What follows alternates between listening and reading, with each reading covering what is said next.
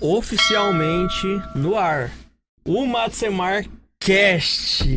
Estou aqui com meu amigo Felipe Aires e eu sou Guilherme Souza e nós estamos recebendo hoje aqui um ilustre convidado no nosso primeiro episódio do nosso podcast, não é mesmo, Felipe? É isso mesmo, nosso episódio piloto aí, e aí convidamos o pastor Pablo. Esse microfone aí, cara, só vai dar B.O. já. Trazer mais perto? Traz perto, ué. Aqui. Vamos aí que eu... Não, deixa gravando. Não corta não. Aí. Vai ficar Tem que ver o nível do primeiro episódio. Corta nada. Os bastidores. É a realidade, crente trabalha com verdade. Maravilha. Então vamos. É isso aí, Guilherme. Estamos aí com esse projeto novo da Matsemar, o Matsemar Cash, né? A gente inspirado com várias outras juventudes do Brasil, inclusive a juventude lá de Londrina, do pastor Pablo. Estamos aí também querendo dar início a esse grande projeto para nossa juventude aqui de Maringá, né?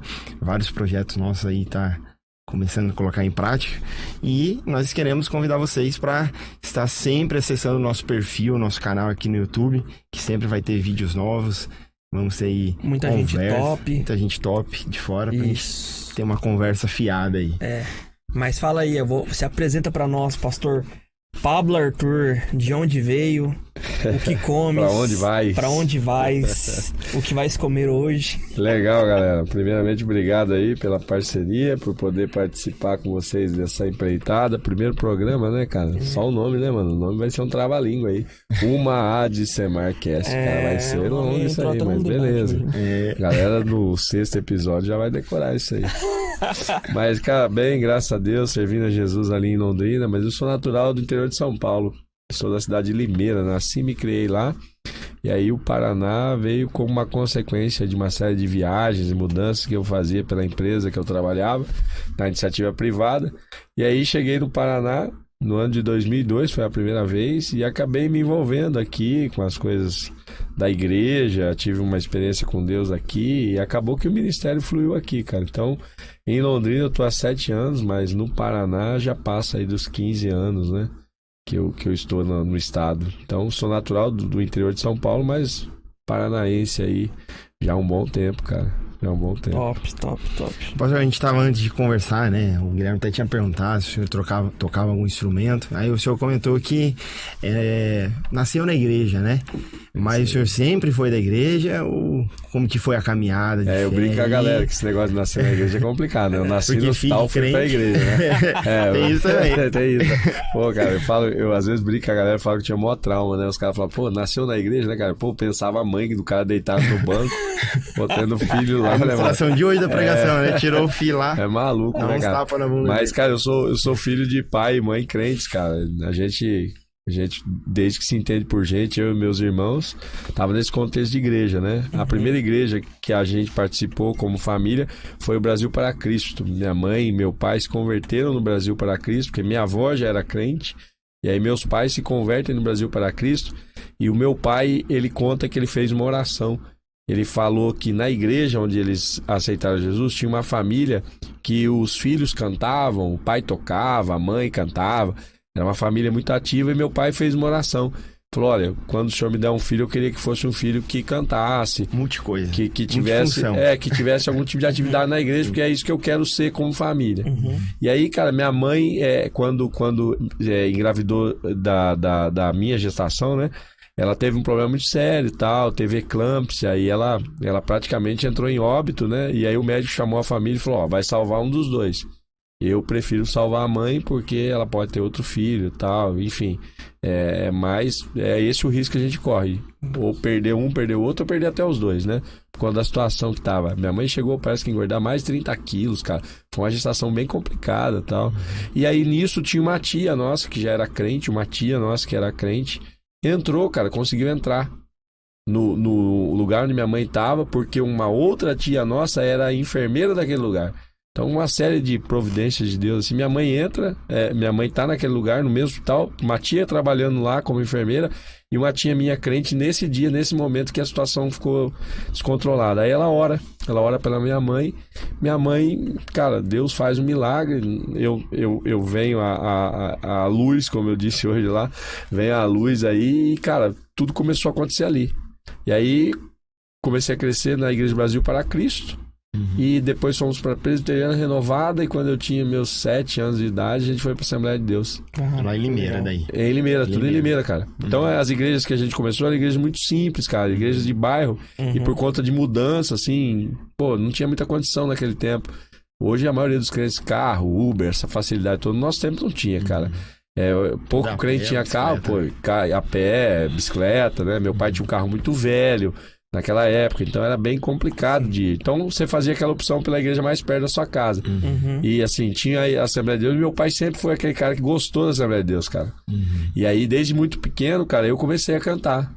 Minha primeira ação na igreja foi cantar, cara. Olha só. E meu pai começou a me levar pra muito lugar cantar. Naquela época tinha esse lance do cantor mirim, parada maluca, né, cara? E aí, ele botava aqueles coletes, blazerzinho e tal. Aqueles brilhosos. Vai cantar, né, cara? Aí começou essa parada de convite, mano. Igreja Assembleia de Deus convidava, outra igreja convidava. E eu comecei a ir nesses rolês todos aí. O cantor Pablo Arthur. Mas naquele tempo, cara, hoje a igreja tá muito organizada. O cantor vem, vai cantar 3 hinos e tá tudo certo. Mano, eu cheguei a cantar 8 hinos numa igreja. Meu Deus! Igreja pequena, cara. Tudo muito simples, cara. Tem estrutura, né? Então meu pai ia com violão, meu pai tocava mal pra caramba, mano. Né? E eu tentava cantar, cara. Então, é o único cantor que tinha na igreja, cara. Não, o irmão pode louvar. E ia, cara.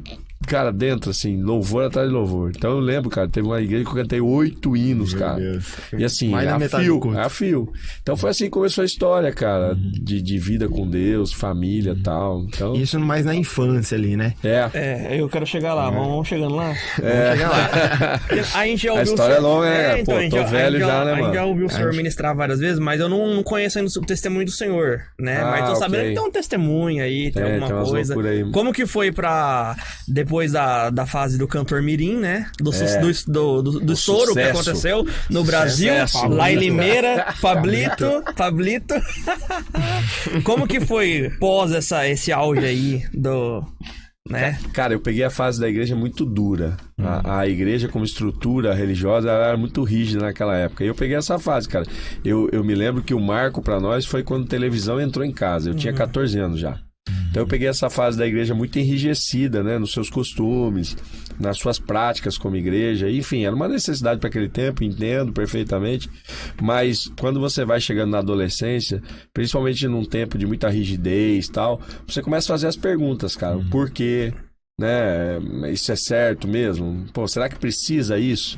Né? E eu comecei a ter esse tipo de conflito, cara. Claro, Então eu gostava de jogar bola, era o sonho poder jogar bola, né, cara? E aí eu levei várias vezes ficha pro meu pai pra poder fazer algum tipo de filiação, né? Consegui mais um teste no Guarani de Campinas e ele não deixou. E assim, mas hoje eu falo pra galera, eu entendo isso só hoje, cara. Naquele tempo você entende. Tinha essa maturidade, né? E até o revelar do plano de Deus, né? Com o tempo, Deus vai progredindo na revelação. E é nessa progressão de revelação que você consegue entender o que ele tem. Então, um cara de 14 anos, não dá pra saber o que Deus tem pro amanhã. Hoje, aos 40, eu olho atrás e falo, era isso que Deus tinha. Então, por isso que Deus usou meu pai naquela época pra isso, pra barrar esse meu pseudo-sonho, né? Eu gostava muito, não podia. E aí, esses questionamentos foram crescendo. A forma que eu tinha de dar uma extrapolada foi rebeldia, cara. Então, aos 14 anos, eu lembro, marco pra mim, assim, da minha quase que saída da igreja, começa aos 14 anos, quando eu entro no Senai. Eu já venho de uma vida meio complicada, assim, na escola, muita bagunça e tal. Era o filho do obreiro que dá muito trabalho, cara. E aí, quando eu entro no Senai, mano, aí a coisa desandou mesmo. Porque a galera de 14 anos, cara, eu já comecei a ver os caras fumando maconha, comecei a ver os caras bebendo, eu comecei a ver os caras de vida louca mesmo. E aí eu, tomei aquele choque de realidade, né, cara? Porque já na vila tinha muita coisa. Mas eu, às vezes, ficava meio longe disso, medo também, muito disso. Mas aí no cenário ia à tona, cara. Aí os caras estavam muito perto, era todo dia junto, período integral. Foi aí que eu mergulhei com esses caras. E aí, aos 16 anos mesmo, eu entro no colégio técnico da Unicamp, que no Polo em Limeira da Unicamp, eu entro no colégio técnico e ali desanda. Ali eu começo a ter a minha vida espiritual caçada no limite mesmo, cara. Na época do Senai, você ainda não, ia. Não, porque tinha 14 anos, cara. A mãe a mãe brigava e tal, obrigava também. Tem esse lance, né, na minha época mesmo, quando que não faz tanto tempo assim, né? Mas meus pais não estavam falando ainda, não. Hoje em dia eu vejo um pessoal adolescente, eles quase mandam. Né? Não, eu vou. Se eu falasse pra mãe que eu não vou, apanhava. Eu tinha até medo de falar que eu não vou. Que eu apanhava, com certeza. Sim, ela, você vai. Não tem essa opção. Então eu também ia também, mesmo não querendo. Eu tava ouvindo isso esses dias, cara. Nós estamos vivendo um período de infantocracia, né? É o período onde as crianças estão reinando. Ou seja, os adultos perderam essa influência sobre as crianças e optaram por uma posição passiva, onde as crianças influenciam. Então, nesse processo de infantocracia, cara, você vai ter sérios problemas. Porque você tem um ser imaturo sem capacidade decidindo para um ser maduro de capacidade. Ou seja, nós invertemos o papel. A Bíblia diz que nós somos arqueiros com um arco na mão e os filhos são flechas. Sim. Nesse tempo eles estão invertendo. As flechas estão dominando o arco e o arqueiro estão tomando as decisões. É aquele ditado, né? O poste mijando no cachorro. É isso aí, cara. É o que tá acontecendo aí, mano. E aí, cara, você tem esse problema. Porque no meu tempo era obrigatório. Você tem que ir pra igreja. Você vai pra igreja. Inclusive, cara, nesse tempo, eu falo, a gente tinha evangelismo sábado, evangelismo domingo, a gente tinha escola dominical, culto na praça e eu tinha que ir, cara. E eu tocava na banda. Então, a única coisa que me dava prazer nesse tempo, cara, é poder tocar. Então, você falasse pra mim assim, cara, você vai tocar todo dia na igreja. Eu ia, mas não é porque eu gostava de Deus, porque eu amava o Senhor. Não tinha nada disso. Que era maneiro tocar. Era maneiro tocar. E aí tinha os caras juntos ali, os amigos, então tocava aquela folia de igreja. Pô, maravilhoso, cara. E a gente é o que tinha, né? Filho de pobre, não tinha muita opção de passeio, essas coisas. Então o ambiente de passeio, de lazer também virava a igreja. E aí aos 16 anos, cara, aí entra uma decadência legal. Foi aí que eu conheço bebida, tenho encontro com galera de droga, começo a acompanhar meio pesada, eu me disse assim mesmo da igreja, assim, com mais intensidade. Então, vez ou outra eu aparecia no congresso, vez ou outra a galera me via. Pra você ter uma ideia, cara, nesse período de juventude, eu nunca participei de um congresso de jovens amigas. Como um jovem. Um jovem, integrando o coral. Lá tem a mesma parada que tem de coral, coralzão. A nossa igreja, cara, era um fenômeno, Limeira. O coral de jovens dava mais de 1.600 vozes. A assembleia lá é bem grande, né? Pô, é grande, cara, é grande, sinistro. Não, é menor que Maringá, é menor que Londrina. Só que a igreja é um estouro, cara. Você tá nessa fase de jovem, cara, ali pelos 20 anos, o pastor lançou um projeto de um espaço de eventos para 14 mil pessoas. Tamanho era o movimento da igreja. Então era aqueles congressões, cara, pô, o negócio caindo, minha igreja vindo abaixo. Cara, eu nem aí. Lá fora, no portão, só fazendo folia. Totalmente descomprometido, né? Total, cara. Aproveitando o tema aí, foi o nosso tema. É isso aí. E aí foi nessa fase, cara, que eu me afasto da igreja. Faço da igreja legal. Com 16 anos. 16 anos. Isso. Os filhos acabam dominando os pais, né? Será que isso é, de certa forma, um resultado dessa geração rebelde anterior, né? Que sofreu muita rigidez dos pais e aí procurou, digamos assim... Afrouxar, buscar satisfazer a vontade, né? E pular a cerca, né? Ir pro mundão mesmo, aproveitar. E aí, quando essa geração cresce, agora tem seus filhos, parece que eles não sabem como reagir. Porque para eles o modelo dos pais era um modelo errado. E aí o modelo certo talvez não é um modelo mais de rigidez, é de liberar geral. Então faz o que você quiser, né? Parece, pelo menos eu tenho essa interpretação. Parece que é um resultado dessa geração passada de rebeldia, né? Acabou criando aquele ciclo, né? Você já deve ter visto. Que uma geração forte produz tempos bons criam homens fracos criam tempos ruins, e aí vira um ciclo, né? E aí parece que é a mesma situação, né? Até que esses filhos agora imaturos, quem sabe vão se tornar amanhã dominadores de filhos e vira um ciclo, né? Cara, na verdade nós temos um extrato social, né? Que se manifesta dentro dos contextos mais diversos, inclusive dentro das famílias. E esse extrato social, ele está muito ligado, por exemplo, ao que nós vimos há poucos dias, que é a polarização. Também. Nós somos uma geração polarizada. E por que essa questão da polarização ela é complexa e não é apenas no espectro político, é em todos os espectros? Porque é justamente o que você está dizendo. Nós tínhamos pais muito rígidos que criaram filhos debaixo dessa rigidez, e esses filhos, entendendo alguns defeitos dessa rigidez, foram para outros extremos, ou seja, polarizaram. E o segredo não é você descartar tudo que você passou. e ir para um outro polo. O segredo da maturidade é você entender os benefícios, inclusive das coisas ruins que você viveu, digerir isso e trazer os benefícios disso para dentro do contexto que você gerencia agora. Então, quando eu olho para trás, eu vejo que meus pais erraram. Eu certamente vou errar. Mas para mim deveria ser mais fácil acertar. Porque eu vi o que os meus pais fizeram e que deu certo. Vi os erros que eles cometeram. E eu vou tentar fazer um mix disso tudo. Reproduzir na vida dos meus filhos para que eles acertem. É isso aí. Então, cara, é aquela célebre frase. Eu não quero que meus filhos passem o que eu passei. Sim. Mas o que você é hoje é resultado diretamente do que você passou. Se mal ou bem, há reflexos desse teu passado em você hoje. Então você precisa fazer uma análise muito madura. Se de fato foi tão mal assim. E é o que eu falo, cara. Hoje eu olho para trás. Se você me perguntar, cara, eu vou achar muito pouco defeito. E eu acho muita qualidade no que eu tive, cara. Inclusive, cara, toda a rigidez pela qual eu fui submetido, que eu passei, o cara moldou meu caráter. Mas essa ideia que o senhor tem, assim, de... olhando pra trás hoje, é a visão do senhor hoje, né? Sim. Porque quando a gente é mais jovem, né? Porque são essa galera que vai nos ouvir agora, né? São adolescentes, são jovens que às vezes acham que os pais são de uma forma, mas a gente vai entender um pouco mais pra frente. Aquilo lá era necessário, né? É isso aí. Por isso que eu falo, cara, é um processo muito complicado hoje da paternidade, da maternidade que eu consigo perceber. Por quê? Porque os pais, cara, estão extremamente atrelados a um feedback do filho. Ou seja, o feedback do filho vale mais do que uma obediência a Deus. Ou seja, os pais não estão exercendo sua paternidade para a glória de Deus. Os pais estão exercendo sua paternidade para serem aprovados pelos filhos. E isso é uma realidade maluca, cara. Porque todas as vezes que você vai exercer algo para ser glorificado por um ser humano, você desconstruiu totalmente o propósito da sua vida. Porque você não vive para a glória de seres humanos, você vive para a glória de Deus. E a principal missão de todo ser humano é chegar no final e ser aprovado por Deus como servo bom e fiel. E todas as vezes que você vai exercer um processo na vida cujo feedback mais importante que você tem é o feedback de um ser humano, você perdeu essa perspectiva. Então tem muito pai que está sofrendo demais. Por quê? Porque ele não consegue agradar o filho na proporção que o filho espera. E o cara se culpa, o cara entra numa maneira de amar o pai, amar a mãe.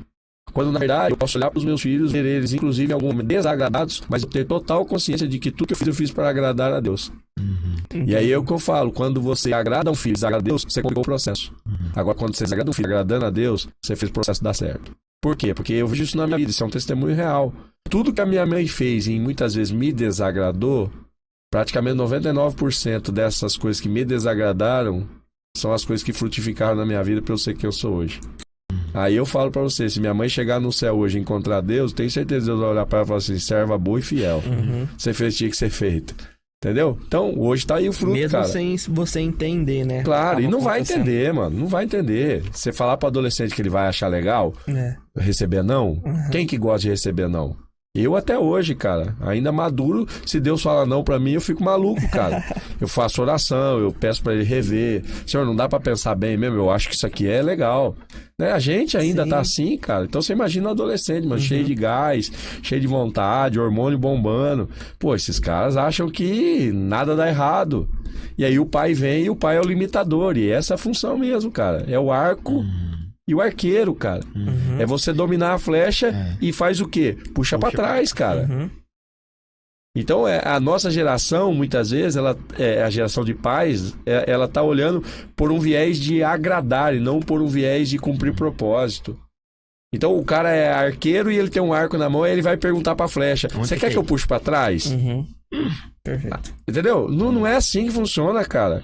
Pô, você é arqueiro e você tem um arco na mão, ou seja, você é um pai, a autoridade paterna tá contigo, a autoridade materna tá contigo, cara, pega essa flecha e você tem que entender que ela precisa ser puxada pra trás.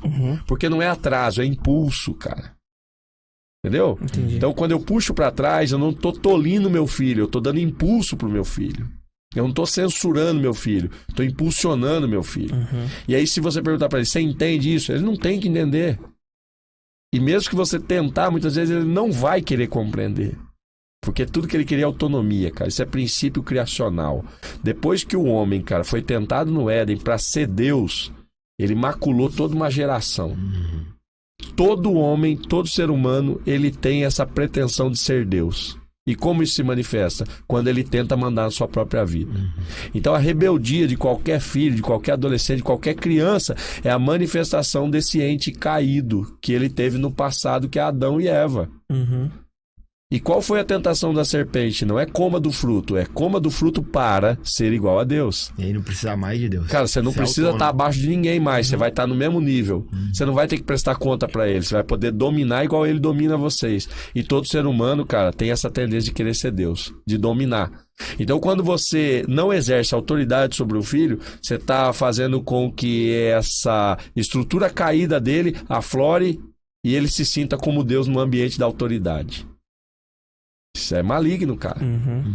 Então, todo desejo potencializado nesse viés, ou seja, tudo que eu faço para potencializar o desejo do meu filho, agradar o meu filho, eu posso estar correndo o risco de estar procedendo pelo viés de Satanás.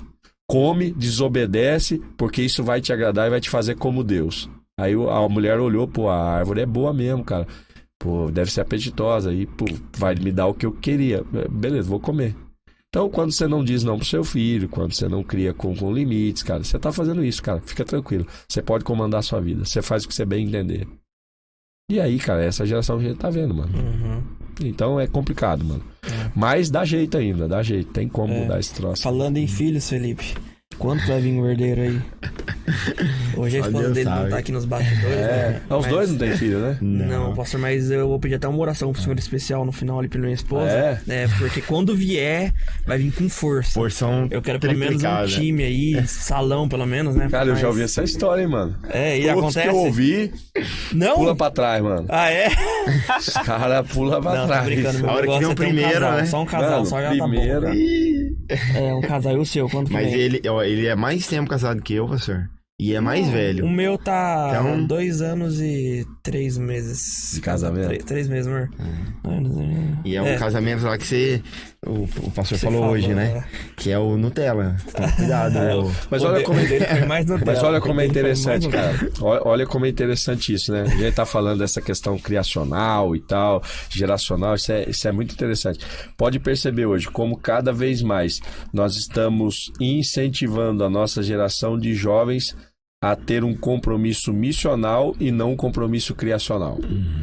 Pode perceber que, inclusive, nós, como liderança, durante um bom tempo, a gente errou nesse processo. Por quê? Porque a gente incentivava os nossos jovens a ter um comportamento missional desprezando o mandamento criacional. Todas as vezes que você olhar para a igreja e perceber que ela está envolvida com a missão, mas não está envolvida com a criação, você tem uma igreja deformada. Por quê? Porque o mandato criacional não foi substituído pelo mandato missional. Todas as vezes que Deus olhou para o ser humano, ele deu a mesma ordem para o ser humano. Que ordem é essa? Casem-se, procriem-se e povoem a terra. Com o mandato missional, a gente pegou o ID de Jesus para proclamar o evangelho e a gente praticamente extinguiu o mandato criacional, que é casem-se, procriem-se E deem sem casamento. e povoem a terra. Aí eu faço uma pergunta muito óbvia. Se eu, como cristão, não incentivo o casamento dos jovens e a procriação dos jovens, eu vou ter quem para mandar no ID? Por exemplo, você casa, mas não tem filho. Ou eu pego esse cara e falo, não, esse cara é só missionário, esse cara foi chamado para obra. Nem casa, vai embora. Ok, pode ser que tenha. Mas se esses caras não fazem filhos... Eu vou enviar quem pro ID? A gente vai ficar velho, mano. Sim. Aí eu pego uma geração de jovens e tô mandando eles queimar por Jesus, mas não tô mandando eles casar para atender Jesus. Eu tô falando para esses caras, não, vocês têm que falar do evangelho, mas eu não tô falando para esses caras, cuidem de uma mulher, cuidem de uma casa. Assuma responsabilidade. Mano, pensa comigo. O evangelho diz para você que você tem que amar o próximo como você mesmo. Ok? Esse é o mandamento. Amar o Senhor sobre todas as coisas e o próximo como a ti mesmo. né? Cara, mas quando você vai pro casamento, cara, é uma estrutura surreal, porque Jesus disse, através de Paulo escrevendo aos Efésios, você vai amar sua esposa como Cristo amou a igreja, doando-se, morrendo, sacrificando-se por ela. Olha que maluco isso. No evangelho você ama o próximo como você ama você mesmo. No casamento você decide fazer o que Cristo fez, morrer em prol do outro.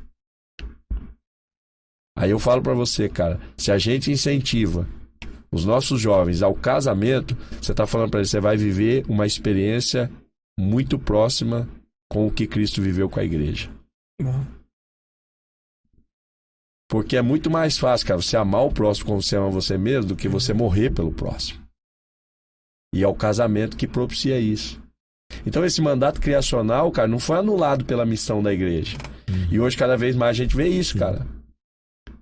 Os nossos crentes cada vez mais casando tarde, os nossos crentes cada vez mais diminuindo a taxa de natalidade.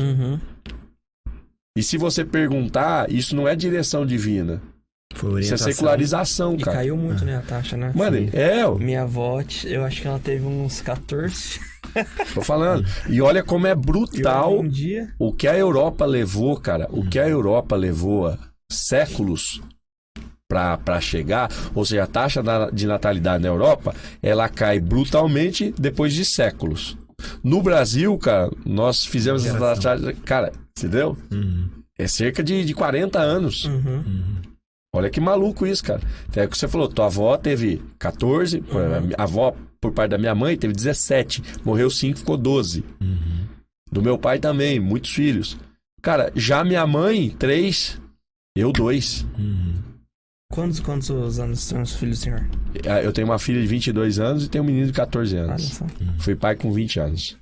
20 anos já era pai e a Pri tinha 19. E aí... Então, cara, a gente tá vivendo essa maluquice, cara. E na igreja é um processo de secularização. Se você perguntar pros casais, por que vocês não têm filho? A maioria deles diz assim, não é a hora. Aí você pergunta assim, tá, o que não é a hora? Aí ele vai te dar uma série de motivos.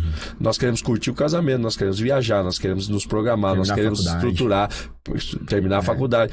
Tudo isso, cara, são bons motivos, são justos motivos. A minha única pergunta é o seguinte, cara. A gente sentou com o Criador e falou assim, qual é o teu projeto para nossa família? Isso é incrível, hein? Eu vejo também, pastor, que isso é um pouco de egoísmo da nossa parte, né? Que a gente, que nem eu vejo em relação ao casamento, principalmente, que muitas pessoas dão desculpa pra não casar, que elas falam assim, eu quero primeiro terminar minha faculdade. E aí, na ótica, se você olhar por cima, o que ela tá priorizando? É ela. Né? Ela tá priorizando a carreira acadêmica dela, a formação dela, e aí a vida 2, casamento, vira um segundo plano. Se der tempo, eu caso. Né? E isso é um egoísmo, né? É daquilo que o senhor estava falando, né? Aquele desejo de ter uma autonomia, um desejo de fazer a própria história. Enquanto, inclusive, o Alisson tá aqui, né? E quando ele... Os bastidores. Quando ele foi lá pra sede... Mas ele está entre nós. A gente conversava... É o quarto homem da fornalha, sem ser visto aí.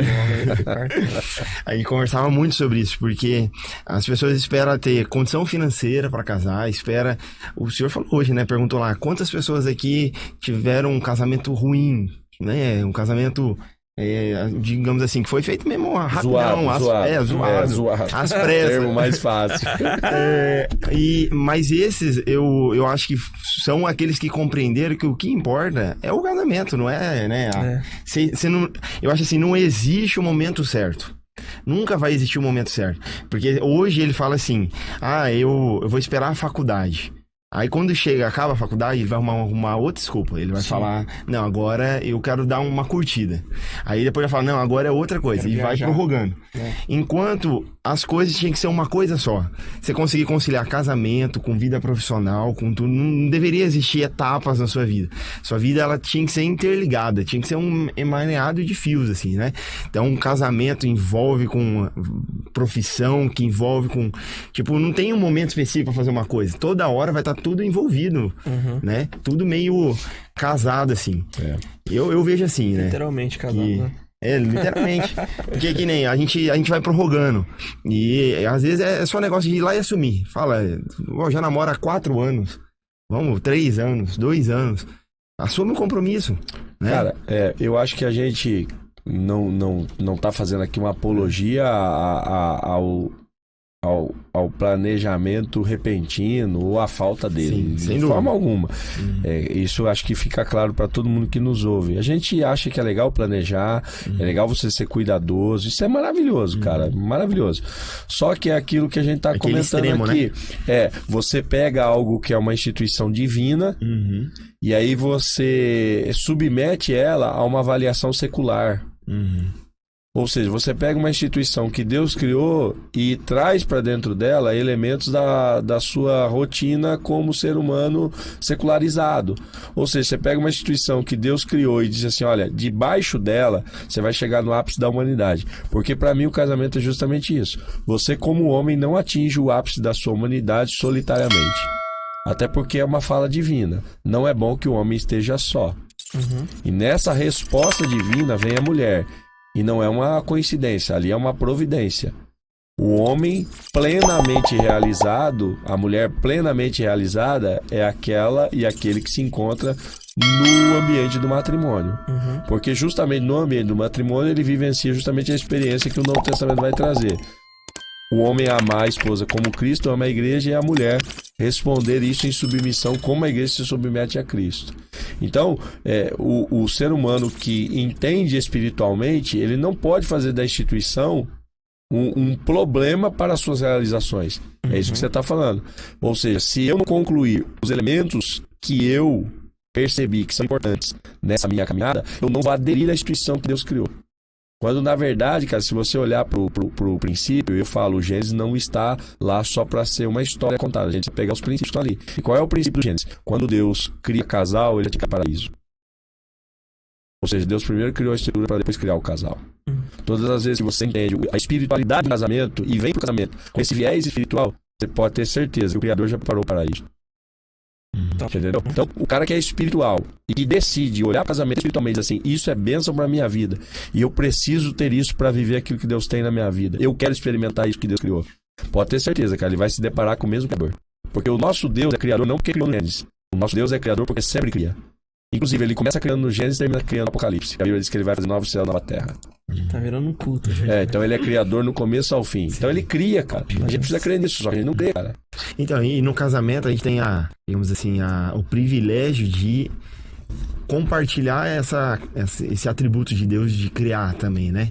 Porque no casamento você vai ter a capacidade de gerar uma nova vida, né? Poxa, sim. Então tem isso aí, que no casamento você tem esse privilégio, você não vai ter em outro lugar, né? De gerar, né? Gerar e eu falo, pra mim, cara, depois que eu fui pai, quando me perguntavam antes da paternidade, me perguntavam assim, quem é o cara que você mais conhece na Bíblia, assim, e gosta? Ah, cara, eu falava José, Daniel, né, Moisés, falava um bando de nome lá.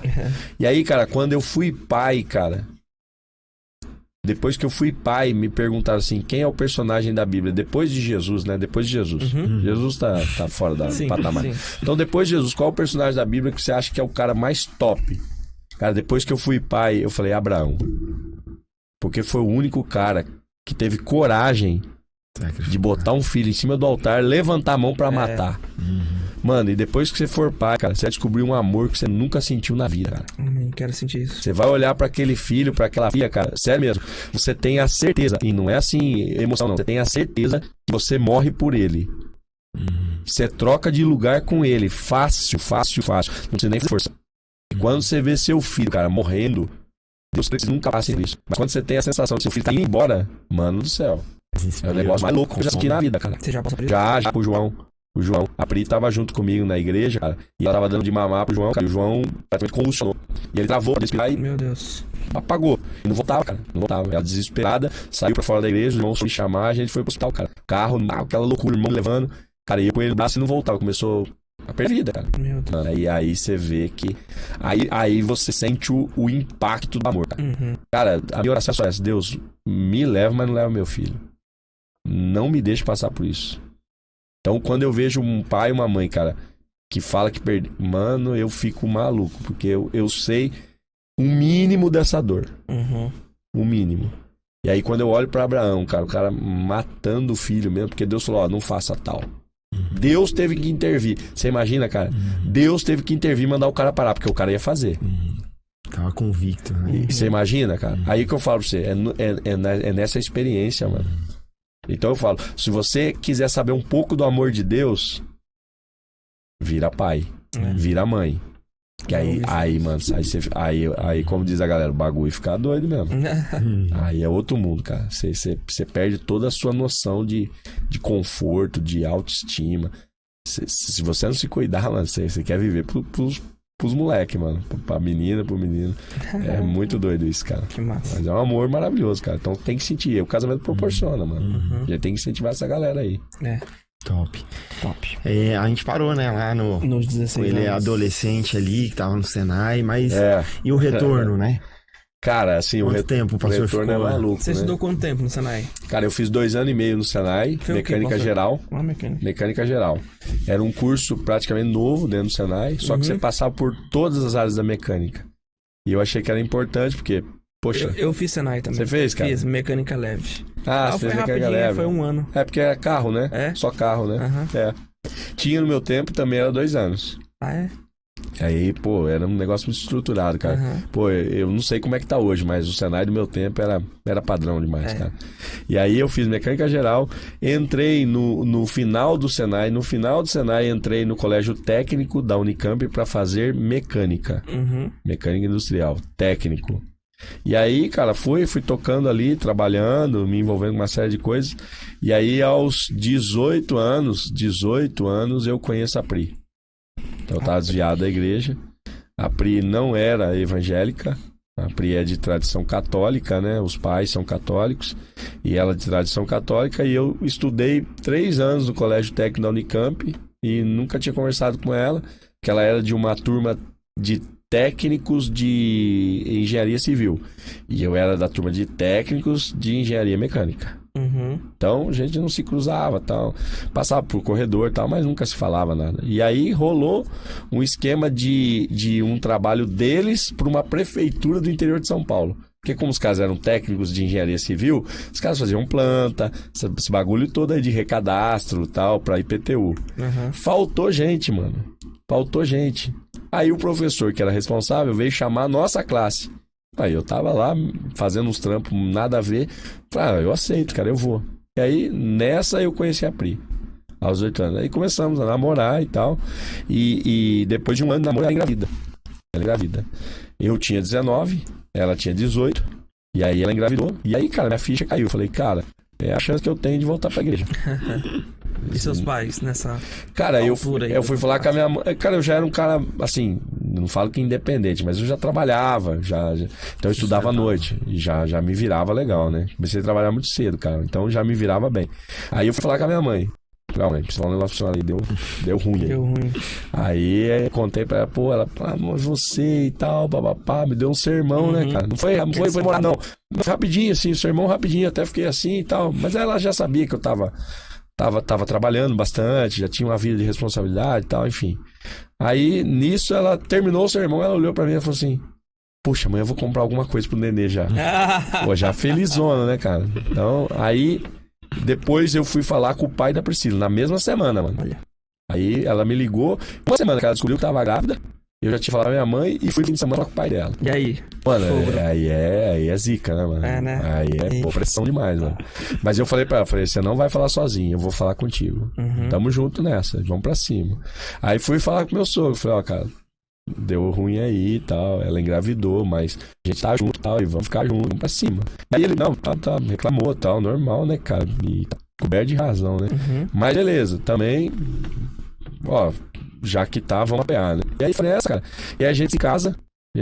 Aí o caso, eu já tinha lá, e eu tava com 20 anos, ela com 19. A Laura tinha 3 meses de idade, de vida, né? Aí a gente casou, o cartório legalizou nossa situação. Já morávamos juntos, já, nesse tempo. E aí eu, vez ou outra, frequentava a igreja, cara. Ela foi a primeira vez na igreja comigo, eu levei ela pra igreja a primeira vez. Isso aí, pastor, você tava lá em Limeira, hein? Limeira.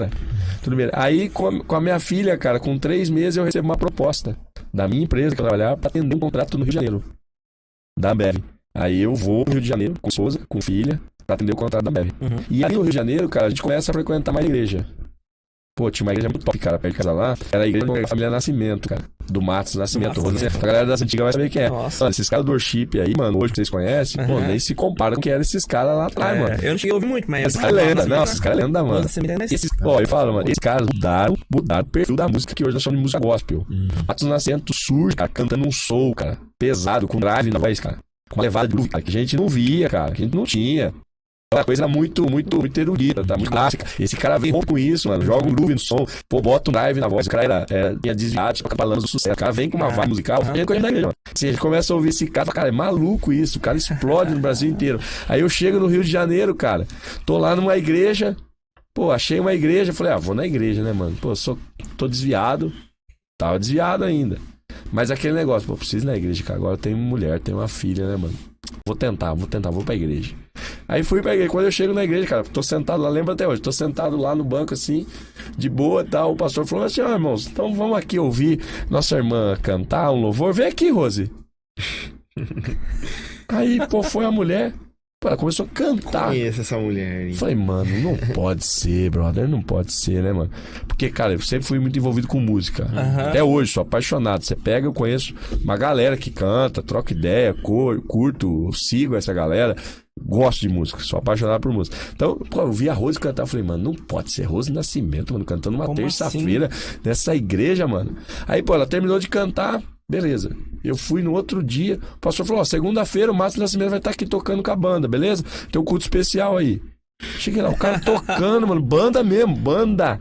O cara, todo mundo, sonzeira, fone. Cara, que igreja quebrando tudo. Eu falei, cara, que igreja top, né, mano? E comecei a frequentar, cara. Perto de casa, cara.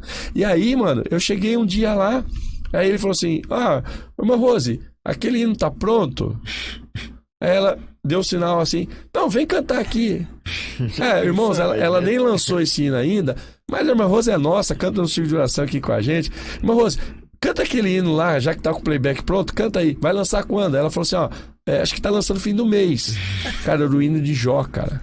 Sério? Jó, como pode ainda adorar? Cara, ela vem e manda aquele hino na igreja na terça-feira, mano. Tem uma irmã lá da minha igreja que ela só canta esse hino, só. Mano. Jó. Ela, quando ela pega o microfone e fala assim, Jó, como pode... Nós já sabe já que é o Jó. Esse é o da Midian ou da Rose, né? É o da Midian, né? Não, a Rose que gravou Jó primeiro. Não... isso aí. Não, sai fora, Midian. Você não tá nessa parada, não. Achei que era. Vaza daí. Não, o Jó é o da Midian. Como é que é o do. Jó lançou sobre a terra, adorou. A gente tem uns universitários aqui atrás e eles estão levantando as plaquinhas. Vamos lá, a plaquinha dessa aqui. Isso, não saí do vento da minha mãe e é no que voltarei para Deus me... Cara, ela cantou esse hino, mano. A mãe era das antigas. É das antigas, ela gosta. Ela não gosta de worship, não. Não gosta de worship? Da harpa. É penteca, é pentecostal. Luiz Carvalho, você entra no carro lá. Luiz Carvalho, Denise, Chile Carvalhais. Vaninha. Nem sei o que você tá falando. Eu sou dessa galera, cara. Minha mãe tinha os dias. Conheço essa galera. O Zé de Paula. Eu sou dessa galera. Tá vendo? Mano, aí eu tô na igreja, a Rose manda essa lá. Mano, a igreja veio abaixo, cara. Nossa. Aí eu falei, mano, essa é a igreja que eu vou ficar, cara. Aí no Rio de Janeiro, cara, eu fiquei lá 2 anos e pouquinho. E aí, mano, a gente começou a viver uma crise muito grande e tal, relacionamento pesado, por causa dos conflitos, enfim, trabalho na empresa muito ruim, assim, cara, muita pressão, cara, trabalhava igual um maluco, moleque de 20 anos, né, cara? Então, passar por tudo isso foi bem complicado pra mim. E aí, quando eu vi que a coisa não dava mais, cara, tava muito ruim, eu sentei com ela um dia e falei, pô, vambora daqui, tá? Ela falou, eu quero. Eu falei, eu também quero. E aí eu fiz uma oração, cara. Eu falei, Deus, se o Senhor me tirar daqui, pra onde o Senhor me mandar, pra onde eu for, eu vou mudar de vida. É meu compromisso. Até então, nesse intervalo, você não tinha feito reconciliação lá, né? Não, só frequentando vez lá. ou outra tava bebendo com os caras, loucura. E aí, cara, eu faço essa oração e, assim, questão de dias, eu recebo ligação do diretor da empresa. Cara, como é que você tá aí? Eu falei, cara, tô mal, tal. Eu contei pra ele. Aí ele falou assim, não, beleza, eu acho que você precisa sair mesmo, cara. Se você não tá bem assim, precisa sair. Aí ele até usou a expressão. Ele falou assim, cara, mas eu sinto muito ter que tirar você daí. porque profissionalmente você tá muito bem aí. E realmente, cara, foi a melhor fase profissional minha, assim, foi essa, porque é uma ascensão muito grande. Menino de 20 anos que sai do estágio, assume a responsabilidade e, pô, decola. Uhum. E aí, profissionalmente, foi um tempo, assim, de revolução na minha vida, meu. E aí ele fala assim, cara, mas eu acho que se o seu emocional não tá legal, eu vou tirar você daí. Pô, hoje eu sei que pra um diretor fazer isso, mano, tem que estar muito. Deus, né? Só Deus, cara. Porque normalmente você fala, não, fica aí, mano, se vira aí, mano, tá dando resultado, Uhum. né? Se lasque aí. E aí ele me disse isso, cara, e pá, me ligou 2 dias depois, ó, tem uma vaga na Tetra Pak de Ponta Grossa. Você conhece o Paraná? Eu falei, não, nunca fui, cara. Aí ele falou assim, então vamos fazer o seguinte, se você quiser, é só 3 meses. Mas fica tranquilo. Vai lá só pra finalizar o contrato. A gente não deu resultado mesmo, então eles vão cancelar o contrato. Mas pra tirar você do Rio, a vaga que eu tenho é lá. Vai, fica 3 meses, quando terminar lá eu trago você de volta pra matriz e você tá conosco aqui. Você não vai perder o emprego, não. Eu falei, beleza, eu vou. Ele falou, vai mesmo? Eu falei, vou. Então vou anunciar pros caras lá. Eu falei, pode anunciar. Cara, preparei tudo no Rio, ela já pegou as coisas, vazou. Rapidão, não aguentava mais, cara. E aí eu vou pra Ponta Grossa. Mano, eu chego lá, eu fico 2 semanas trabalhando. Só trabalhando, entrando 7 da manhã, saindo 8 da noite. 7 da manhã, saindo 8 da noite. Por quê? Porque, pô, eu cheguei lá, tava muito tumultuado, o trampo tava muito complicado, a galera que passou por lá deu muito ruim. E eu comecei a trabalhar, cara. E, cara, Deus começou a me honrar. Me honrar, assim, de um jeito, cara, que eu não acreditava. E nas 2 semanas, cara, eu morava num apartamento numa quadra aqui em cima. Cara, a Igreja Assembleia de Deus era aqui embaixo e eu não via a igreja, cara. Olha que doido, mano. 2 semanas eu morando aqui, a igreja aqui embaixo e eu não via a igreja. Olha só. Aí meu pai me liga e fala assim, pô, eu queria visitar você aí nessa cidade nova que você tá aí. Posso? Eu falei, pode vir, pai. Eu tô no apartamento da empresa, pode chegar aí. Pô, meu pai chega, no primeiro dia que meu pai chega, meu pai encontra o quê? A igreja, cara. Chega lá pro pastor, conta história pro pastor. Não, meu filho tá aí, ó, tá. Ele não. Ó, ele tá praticamente convertido de novo, tal. É só um empurrãozinho. Ó, ele toca, ele canta. Pau, não, é uma. Aí o pastor, não, traz ele no culto aí hoje então. Cara, meu pai no primeiro dia que ele chegou, cara, ele achou a igreja, marcou com o pastor, me levou pro culto, mano. Aí nesse culto, cara, eu lembro até hoje, eu ouvi uma mensagem, cara, do pastor com quem eu fui trabalhar depois, pra você ter uma ideia. Olha que legal. Esse pastor pregou sobre a parábola da figueira estéril, cara, o Evangelho de Lucas. E ele termina a pregação dizendo o seguinte, ó, Deus tá dizendo pra alguém aqui dentro que vai dar mais 1 ano. Se você produzir, você fica. Se você não produzir, ele vai te cortar. Mano, aquilo veio com uma bala, assim, pau. Falei, cara, comigo, sou eu, cara. Se eu não melhorar, agora eu tô morto. Deus vai me arrebentar, cara. E aí nesse dia eu resolvo. Eu fiquei esperando o apelo, cara. Falei, vai fazer o apelo, né, mano? Vou lá pra frente. O cara não fez apelo, mano. Ele falou, então você que ouviu Deus falar, no seu lugar aí faz um propósito com Deus de mudar a vida. Naquele dia, cara. Falei, é hoje. Hoje eu tô me convertendo, Senhor.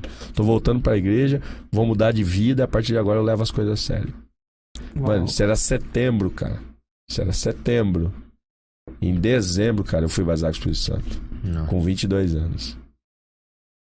Então, com 22 anos, eu cheguei lá em agosto. Cheguei em Ponta Grossa em agosto. Em setembro eu me reconcilio com Jesus. Em dezembro sou batizado com o Espírito Santo. Final de julho do outro ano, cara. Cumprindo 1 ano que eu tava lá. Cessou o contrato, a empresa me levou de volta. Deus me deu exatamente 1 ano em Ponta Grossa. Uau. E a mensagem que a gente escuta quando a gente tá afastado, a gente reconcilia, marca muito nossas vidas, Você é louco, né? cara. E eu falei pro senhor já ontem que eu voltei pra Jesus numa das ministrações do senhor. Foi, né, cara? Na IBJ, né? Na IBJ de 2018. O senhor lembra que você pregou lá? Ou? Cara, não lembro, mano. Não, é Não uma lembro, mensagem cara. que fala comigo até hoje. Atos 20. De Eutico. Eutico, cara. E aí ele começou a ministrar sobre pessoas que tinham caído e não tinha mais força pra levantar. E eu já tava há 4 anos afastado, né? E aquela palavra lá mudou minha vida. E foi mais ou menos igual ao Senhor também. Em fevereiro eu reconciliei com Cristo. E mais ou menos próximo ao final do ano, eu fui num congresso, inclusive tava o pastor Genivaldo pregando, e eu fui batizado com o Espírito Santo também. Lá. É. Pô, você teve aquele movimento também de oração, não teve? Que vocês criaram? Sala de oração. Sala e aí de oração. foi fruto, lá naquele dia que o senhor ministrou a palavra lá, o que aconteceu? O pessoal começou, do acolhimento, começou a falar assim, vamos pro discipulado. Aí o líder da época geral ali, que era o evangelista Carlos Eduardo, pegou e apontou pra mim e falou assim, o Guilherme, eu vou discipular ele.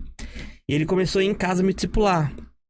E eu queria fugir, que daí não é fácil, né? No começo Claro, eu queria mano. vazar, e a primeira semana, a segunda semana, depois eu falei aquilo deve ser muito chato isso aqui, e eu já quero voltar já. E ele no meu pé, daí eu comecei a gostar. E aí a sala de oração nasceu disso, porque daí eu falei assim, te chama mais um então, que você é muito top. Aí eu chamei mais um. E aí depois foi mais outro, 15, 100, e aí foi embora, virou sala de oração, a gente Cara. movimentou, o Felipe trabalhou com a gente, o Alisson também na coordenação, a gente trabalhou durante uns 2 anos, mais ou menos, e muitas pessoas citaram Jesus numa garagem, sim. Era normal, né? Mais de Encontro 300 10 pessoas, sim. pessoas. Doideira. E muitos foram batizados. Daí mãe desses jovens foram conhecer Jesus também na igreja, foram batizados também. E foi incrível, e foi tudo através disso aí. Mano, eu falo, olha como é maluco, né, cara? Parece que tem... Claro, isso não é uma realidade, mas parece que Deus tem pressa com algumas coisas, né, cara? Pô, eu falo pros caras, a minha reconciliação acontece em 2002. 5 anos depois, cara, eu assumo como co-pastor essa mesma igreja. Uau, que incrível. Você entendeu, cara? Uhum. É igual o seu caso, cara. Você se reconcilia em 2018, nós estamos aí 4 anos depois, pra 5 anos depois. 5 anos. Você é um dos coordenadores da própria EBJ, cara. É incrível. É Ontem maluco, mesmo, né, cara? hoje, na verdade, eu tava dirigindo com a minha esposa, eu comecei a falar assim, como é bom ser crente, como é bom ser cristão. E, na verdade, do primeiro dia, quando eu olhava pra galera, eu falava assim, não mereço. Fica aquela questão, não mereço. Olha só de onde Deus me tirou. E todo mundo aqui sabe de onde Deus me tirou, mas é Deus que faz. Não, é muito doido. É Deus isso, que faz, cara. né? A gente não merecia tudo que... Eu falo que quando eu chego na igreja, eu me reconcilio. A Priscila tinha se convertido no Rio de Janeiro, mas não tinha sido batizada. Ela se batizou na igreja que 5 anos depois a gente era o casal de pastores, cara. Uau, que incrível. Então, assim, deu umas doideiras que Deus faz, assim, que você fala, mano, você é muito louco. Então, cara, e eu, nasci na igreja. Só que aos 22 anos é que eu tenho uma experiência sobrenatural com Deus mesmo. Firma convicção, né? É isso aí, pô, quando você recebe, cara, mano, por isso que eu falo pra galera, o batismo do Espírito Santo é um negócio maluco, assim, mano. Você tem que buscar, cara, você tem que buscar. Pra mim foi muito determinante, assim, pra aquilo que eu vivo como cristão. E aí, cara, em 2003, né, a Pri batizou nas águas, acho que foi 2003, batizou nas águas, e aí eu prego pela primeira vez em 2003. Então agora vai completar 20 anos, cara, que eu preguei pela primeira vez na vida, cara. Top! Entendeu? Foi tudo isso, eu passei 20 e poucos anos na igreja, cara, se me desse o microfone pra eu pregar, cara... Mano, eu lembro até hoje, cara, eu fui pra uma igreja, teve um pastor que tentou me ajudar demais, cara. Pô, ele sabia que eu tava desviado, com a vida toda errada, cara, mas ele montou uma banda na igreja e me levou pra tocar. Então, tipo assim, era eu e mais uns 3 desviados na banda. Um cara era sério, o tecladista. O tecladista era sério, mano, o Márcio, amigão, gente boa, cara, um abração pro Márcio. Manda um abraço no Márcio, top. Demais, o Márcio era o tecladista, ele era sério. O baixista, filho do pastor, chamava ele de Bola, ele era mais ou menos. Ele namorava a irmã do Márcio, então o Márcio e ele namoravam. E as namoradas controlavam os caras, seguravam os caras, entendeu? Seguravam os caras. Eu, o batera, o guitarrista, os caras do metal, era pipa voada, mano. Mano, a gente saía da igreja, pegava um carro e ia dar cavalo de pau na rua de baixo, cara. Pensa os irmãos saindo do culto e nós rodando o carro assim, saindo, cantando pneu. E os irmãos cara. Os irmãos via a gente, cara. Pô, os irmãos pegavam nós no bar. Nossa. Depois do culto. Nossa. Cansei de o pastor chamar nós lá. Pô, gente, pelo amor de Deus, cara, tô tentando ajudar vocês. Ele fazia essa parada com a gente. Tentava ajudar, cara. Aí um dia ele falou pra mim assim, prepara aí que você vai ler a Bíblia e vai orar. Mano, e eu achei que ele tava de zoeira. Falei, não, ele não vai falar. Eu sou batera, cara, da igreja. Aí ele chegou no culto, ele falou assim, você preparou o texto? Eu falei, pá, pastor, sai fora. Bem assim, cara. Ah, pastor, sai fora. Aí ele, o cara, vou te chamar, cara. Eu falei, pá, sai fora, pastor, sou batera. E fiquei ali, né, cara, e tocando, tal. Quando terminou o louvor, domingo, mano, ele põe a igreja de pé. A palavra hoje vai ser lida e a oração vai ser feita pelo nosso baterista. Vem aqui, Pablo. Mano, eu olhei assim, cara, eu não tinha Bíblia, cara. Meu Deus. Eu não andava com Bíblia. Pô, mas não tinha quem fizesse eu andar com Bíblia, cara. Aí eu dou uma olhada assim, mano. Tinha uma irmã do Círculo de Oração ficava perto da gente, assim, aqueles banquinhos, né? Virado assim. Mano, eu passei assim, colei na irmã, falei, irmã, me empresta a Bíblia. Ela já olhou pra mim assim, eu catei a Bíblia dela. E subi pro púlpito, cara, uma biblona assim, cara. Ainda bem que não era aquelas Bíblias de mulher e tal. Biblona assim. A Bíblia da mulher. Nossa, imagina, mano, ia zoar minha vida. Aí, cara, eu chego com aquela biblona em cima do púlpito, mano. E eu tô ali, abro a Bíblia, cara. E eu não sei nem o que eu vou ler. E eu comecei, né, cara, pá, ali, folha. Falei, mano, eu não vou achar. Qualquer um, né? Mano, aí eu peguei, cara, mandei assim, uma folha pra cá e pra lá, cara. Só que ficou assim, um tantinho do final da Bíblia e um montão aqui. Então hoje eu consigo entender que eu tava no Novo Testamento. Aí eu meti pra igreja assim, abre a Bíblia no Salmo 23. Mano, e os caras abriu.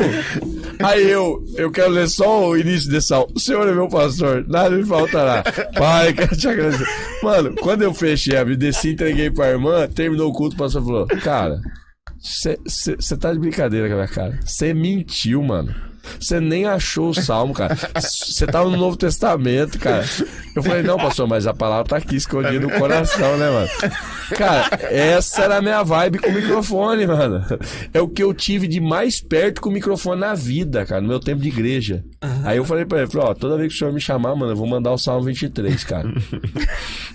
Para, ele falava pra mim. Eu falei, não, vou mandar o Salmo 23, mano, é o que eu sei, cara. Eu não vou ficar lendo Bíblia, não. Meu negócio é tocar. Cara, aí depois, cara, com 23 anos eu subo pela primeira vez num púlpito pra pregar e nunca mais parei. Uau! Nunca mais parei. Como foi a primeira pregação aí, já com 23 anos? Pô, mano, eu lembro até hoje, eu usei o texto de Marcos, da mulher do fluxo de sangue.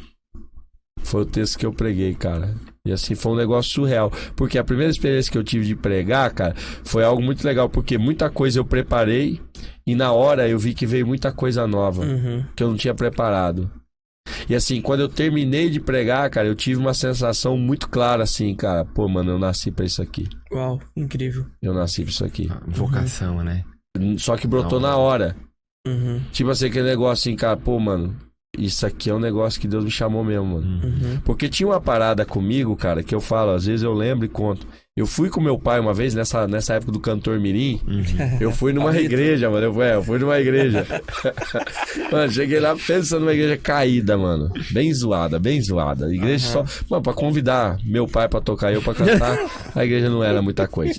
Mano, a igreja muito zoada. Aí cheguei lá, cantei um hino, meu pai era muito empolgado com essa parada. Meu pai sonhava que gravava disco. Nossa, mano, era muito zoado. E aí eu acabei de cantar. Ele tava quase igual os dois filhos de Não, Francisco. ele era. Mano, se ele fosse um pouquinho mais corajoso, mano. Se ele fosse um pouquinho mais corajoso, mas eu acho que ele via também que eu não tinha tanto talento assim, né, mano? Tudo tem limite. Tipo assim, os caras cantavam o Cid Francisco. Eu era meio colher demais, cara. Aí, cara, eu acabei de cantar e eu volto pro banco, mano. Voltei pro banco, sentei. Os bancão ruins assim, cara.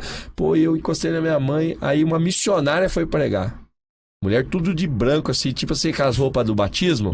Ela usava uma capona daquela, né, mano? Mó zoada, assim, capona e tal. E ela chegou no púlpito, assim, mano. Aí ela nem cumprimentou a igreja, nada, mano. Ela falou assim, quem é o pai desse menino que cantou aqui? E bem brava, assim. Quem é o pai do menino que cantou aqui? Aí meu pai levantou a mão assim e tal. Ela falou, tem uma mensagem de Deus pra você. Seu filho não vai gravar. Para de ficar tentando. Para de correr atrás disso. Ele nunca vai ser um cantor. O Senhor tá mandando dizer pra você, eu tenho um compromisso com esse menino na palavra. Acabou. Não tem outra alternativa. Pode sentar. Cara, meu pai foi excomungando essa véia pra casa. Mano, ele foi amaldiçoando ela, cara, o tempo inteiro, cara. Por quê? Porque é o sonho dele, cara, que eu cantasse, tal. Ele falava, não, eu pedi a Deus um filho pra cantar e louvar o Senhor. Aí vem essa mulher aí, sabe nada e tal, e pai, pá, mano. E foi. Cara, quando eu preguei, mano, parece que esse negócio veio à tona, assim. Cara. Eu lembrei, cara, desse dia. Uau. E aí, cara, isso veio no coração. E aí a galera terminou o culto, os caras falaram assim, mano, pô, você nunca pregou, cara? Eu falei, nunca preguei, cara. Os caras falaram, mano, Deus tem alguma coisa na sua vida nesse negócio, cara. Você tem que se dedicar nisso. Aí os caras da igreja, os meninos que eram solteiros, cara, lembra até hoje, o Isaías e o Isaqueu. 2 moleques, cara, solteiro. Esses caras grudaram em mim, cara, desde o início da minha conversão. E aí nesse dia esses caras chegaram e falaram assim, não, cara, nós vamos matricular você num curso teológico. Os caras me matricularam, cara, num curso teológico, que era feito só para jovens. Os caras criaram a turma, me matricularam na turma e eu comecei a fazer teologia na igreja pela primeira vez na vida, cara. Que top. Aí eu fui com Bíblia e tal. E dali pra cá, cara, a coisa foi acontecendo. E aí virou no que hoje acontece no meu ministério, cara. Envolvido com a igreja, com as coisas de Deus, com essas atividades, ministração junto, desde 2007 em período total, mano. Desde 2007. Desde 2007. Então, 2003 eu pego pela primeira vez, mais 4 anos, eu já tô envolvido com a igreja em tempo integral. Que incrível. Então, da conversão à integração, 5 anos. Que incrível. Maluco, cara. Maluco, foi muito rápido. E como foi a transição? Que hoje o senhor tá em Londrina, né? É. Ponta Grossa pra Londrina. Cara, foi um tempo, assim, muito difícil pra mim, né? Porque sair de Ponta Grossa era sair do lugar onde tudo começa, né? Então eu tinha com Ponta Grossa a mesma relação que eu tenho com Limeira quando você fala da cidade do nascimento. Eu conheço os lugares, eu conheço as pessoas, minha família tá lá, né? Meus irmãos, minha mãe, meu pai, tá todo mundo lá. Amigos, né? Cara, então assim, quando eu chego lá, cara, a sensação que eu tenho é que eu tô em casa mesmo. Então eu moro em Londrina, é uma cidade maravilhosa, cara. Sim. Curto pra caramba, cidade top. Maior que Limeira, inclusive. Quando eu chego em Limeira, cara, a sensação é aquela que você tem quando você tá num hotel muito top, passeando, e você volta pra casa. Sua casa é zoada em relação ao hotel, mas você voltou pra sua casa. Então, Limeira eu tenho essa sensação de casa quando eu volto. Só que, cara, Ponta Grossa tinha isso comigo com a igreja. Então, por exemplo, eu era o pastor, né? Eu era o pastor que as irmãs chamavam de filho. Porque elas me viram chegar novo. Entendeu? A igreja viu meu filho nascer. O João é pontagrossense. Então, cara, eles me viram, me acolheram desde o cara que chega desviado para o cara que vira pastor da igreja. Então eles me abraçavam, cara, eram amigos, me tratavam como filho da casa. Então tinha esse apego com Ponta Grossa, né? E o pastor com quem eu trabalhava era o cara que pregou quando eu me reconciliei. Então tinha esse vínculo, esse cara me incentivou a aprender Bíblia. É o cara que Deus usou para me levar para um outro entendimento de Bíblia. Porque quando eu começo a pregar também tem essa questão, todo mundo tem uma referência, mano. E qual que era a nossa referência naquele tempo? Gideões, mano. E os caras... E cara, mano... Quanto mais gritar, melhor. Mano, eu não consigo, mano. Se eu gritar, eu morro, cara. 5 minutos eu não tenho mais voz, cara. E eu tentei, mano. Eu vi os caras pregando. Porque Deus... mano, não vai, mano. Não rola. Cara, não rola, cara. Porque Deus tá aqui pra abrir a mão assim, fazer assim. Vou pregar mais. Mano, não rolava nada, cara. Não rolava nada. O céu não descia, a igreja não subia. Era uma tristeza. Pastor Arthur? Pastor Arthur é top, cara. Parque das Graças. É, tio da sua esposa? Pô, ele é top, cara. Eu conheci ele antes de ser pastor. O Arthur era obreiro, cara, na congregação. Já aproveitou toda a nossa audiência aqui do nosso primeiro episódio. Audiência mundial. Já profetizamos que será mundial essa audiência. Pô, vai mundial, mano. Quem tiver aí de outro país, assiste, comenta lá, inscreve no canal. Porque... Escreve, divulga, manda até os confins da terra. Aí, manda oferta pro canal. Olha, faço pix. Coloca o pix aqui, irmão. Coloca lá. Mano, então, não, onde nós estávamos mesmo? De Ponta Grossa, isso. Esse cara, a voz estava tentando fazer. Isso, pregação, pai, e cara, não consegui. Aí esse pastor, mano, esse cara era do ensino. E esse cara falava pra mim, cara, ele falava, prega a palavra. Prega a palavra. É a palavra que muda, é a palavra. Cara, e quando ele vinha com umas palavras, cara, ele vinha com umas palavras muito malucas assim, mano. Eu falava, mano, de onde esse cara tirou isso, cara? E aquilo foi me incentivando, cara. Até que eu entendi, falei, pô, mano, Deus não me chamou pra ser igual a esses caras. Eu tô numa outra vibe. Meu caminho é outro. E eu vou por aqui, cara. E comecei a ir por ali e tal, e comecei a ter umas outras influências. Então, quando chega o tempo de sair de Ponta Grossa, cara, foi bem traumático. Mas, ao mesmo tempo, muito prazeroso, porque eu entendia que era Deus me tirando. Eu já era integrado, já tinha todo o auxílio da igreja. E eu abro mão disso pra vir a Londrina voluntariamente. Qual conselho o senhor dá pros pregadores que estão nos assistindo aí, né? Que tem suas referências, né? E muitas vezes tenta se modelar isso aí. O senhor tem uma forma diferente de ministrar já, né? É uma forma diferente. Própria, né? É uma forma própria. Eu até lembro, eu comento com as pessoas que foi assim, ó, na IBJA que eu me converti, no primeiro dia que eu fui pra IBJA, em 2018. Então, assim, eu tava com todas as minhas coisas no bolso, tinha vício de fumar e tudo, e pra mim só ia lá, só ia embora. Queria ir embora. E o primeiro dia, um irmão que pregou lá de Joinville, e ele pregou, não entendi nada. Ele gritava tanto, e eu gosto. Mas não entendi, eu tava voltando. E o pior, sabe o que ele fazia? Não sei se você vai lembrar. O Alisson não tava aqui em Maringá ainda. Ele pegava e ele desceu do púlpito, ele ficou no corredor, eu tava no primeiro banco. Terrível isso. Nossa, mano, No primeiro banco, a galera... Conselho pro desviado. Não fica no primeiro banco. Não fica no primeiro banco. E eu tava com a galera ali, com o pessoal Twitch. Me levou e colocou eu ali. E ele desceu do púlpito e ficava fazendo pergunta e colocava o microfone na sua boca. A Mayara tava. Gente, terrível. E eu falo assim, meu Deus, se esse irmão vir aqui... Eu não falei irmão, né? Mas se esse homem vir aqui, eu vou falar assim, amigo, ó, eu tô desviado. Eu sou desviado, mano. Eu não sei te responder. Não sei te responder, sinceramente. Eu passo. Né? E aí eu lembro que... Obrigado, irmão. No primeiro dia... Casamento. No primeiro dia eu não entendi nada. Aí no segundo dia você já entrou com uma palavra, foi bem assim, descontraída e tal. E aí acho que teve mais uma ministração, também foi bem animado. Lembra que a galera foi com você, tudo aquele negócio, animação, que legal. E no último dia foi aquela palavra. Então, assim, qual conselho você dá pros pregadores? Assim, você buscou sua referência, né? E você entendeu a sua forma que você tinha que ministrar. Mas como que a gente entende isso? Cara, primeiro é experimentando. Você vai ter que passar por algumas experiências. Ou seja, até você se entender como um pregador, ou seja, até você perceber a sua identidade como ministro da palavra, você vai passar por algumas experiências. Eu passei por essas experiências de gritar, de fazer algumas coisas que eu vi os caras fazendo que eu achava maravilhoso. E vi que deu tudo errado, cara. Com os caras explodia. Comigo parecia que jogava água na igreja. Não dava nada. Entendeu? Não dava nada. Entendi. Então, uma coisa que marcou muito na minha vida foi ouvir diversos pregadores. De vários estilos. Isso aí. Porque tem uma galera que ela sentencia, eu gosto disso. Então, por exemplo, eu falo isso porque na minha vida tudo é muito eclético. Então, por exemplo, se você abrir minha playlist, você vai encontrar um quarteto adventista cantando. Você vai encontrar worship, você vai encontrar um soul. Eu também sou desse jeito. Entendeu? Então eu sou o cara que trafega por todas essas vibes. Na questão de palavra, mesma coisa, cara.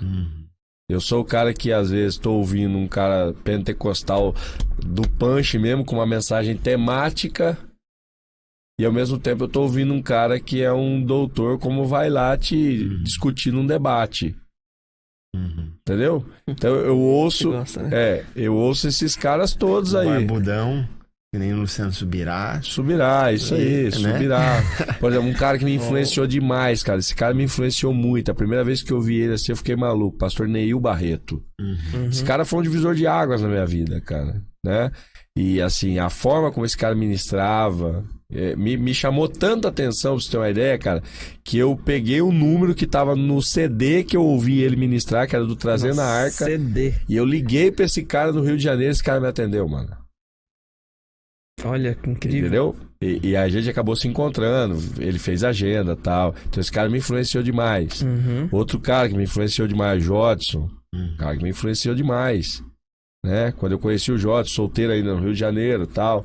Eu já tava aqui em Ponta Grossa, conheci o Jodson. Conheceu o Jodson lá no Rio. Eu conheci ele aqui em Ponta Grossa, mas ele tava no Rio de Janeiro, solteirão ainda, molecão. Pô, vi o cara pregar, falei, mano, esse cara tem alguma coisa diferente. Então foi uma outra vertente que eu não tinha visto. Aí, poxa, hoje já ouvi Emílio Garofalo, cara monstro pregando. Ouvi um tempo Ed René, Ari, Nicodemos, né? Aí ouvi Praia do Felipe, Josué Brandão. Nicodemos. Josué Brandão, foi um cara que eu ouvi bastante. E ouvi a galera de Gideões toda aí, que todo mundo ouviu. O Silas Malafaia foi um cara que na minha infância, assim, eu falo infância, mas assim, a parte já de jovem ali começando, eu via ele. Depois, quando eu começo a me envolver com as coisas de Deus, eu volto em muitas coisas do Silas. E era o cara que citava versículo decorado, o cara que tinha uma articulação apologética muito legal. Eu falava, mano, esse cara é inteligentíssimo, né, mano? Então eu ouvia Silas, ouvia Jorge Linhares. Então, cara, passando por toda essa galera. Que legal. Entendeu? Então, isso me ajudou muito a construir o seu perfil. A minha identidade. Porque o que eu falo pros caras, mano, ao mesmo tempo que às vezes eu tô ministrando uma palavra tranquila, eu já tive experiência de Deus me dar uma palavra profética pra alguém. E eu não posso perder essa vibe. Sim. Né? Eu sou pentecostal. Então eu creio nisso. Então é o que eu falo. É uma identidade que eu tenho, mas ela não tá engessada. Eu peço isso a Deus. Senhor, me dá essa possibilidade. De não ser um cara que olha e diz assim, não, eu só ensino, tá? Não. Eu falo, Deus, eu tô livre aqui, mano. Faz o que o senhor tiver que fazer, que eu tô de boa. Então eu tô pregando aqui, mas, cara, se Deus me der uma palavra, vai fluir. Se Deus me der uma direção pra orar por alguém, eu vou orar.